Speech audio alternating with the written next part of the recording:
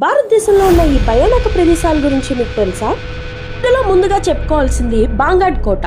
ఈ కోట రాజస్థాన్లోని ఆల్వాల్ జిల్లాలో ఉంది. ఇది మొఘల్ కాలానికి చెందిన కోట. ఈ ప్రాంతం రాత్రి సమయంలో అతి భయానకంగా మారుతుంది. స్థానికులు చెబుతున్న కథనం ప్రకారం ఒక మాంత్రికుడు అక్కడ నివసించే యువరాణితో ప్రేమలో పడతాడు.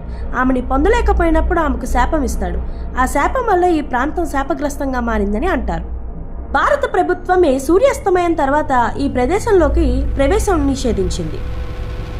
ఇక రెండవది శనివార్ వాడకోట. ఇది మహారాష్ట్రలోని పూణేలో ఉంది. పేష్వా నానాసాహెబ్ కుమారుడు నారాయణరావు తన బాబా ద్వారా హత్య చేయించబడ్డాడని చెప్తారు. రాత్రి వేళల్లో అతి భయంకరమైన అరుపులు వినిపిస్తుంటాయని స్థానికులు చెప్తూ ఉంటారు.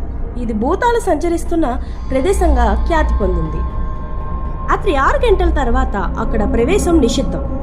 మూడవది డౌన్ హిల్. ఇది డార్జిలింగ్ సమీపంలో ఉన్న పర్వత ప్రాంతం. ఈ ప్రాంతంలో ఎంతో మంది అనుమానాస్పదంగా చనిపోయారు. Down hill boys high school వద్ద రాత్రిపూట అడవుల్లో పిల్లల అరుపులు వినిపిస్తుంటాయంటారు.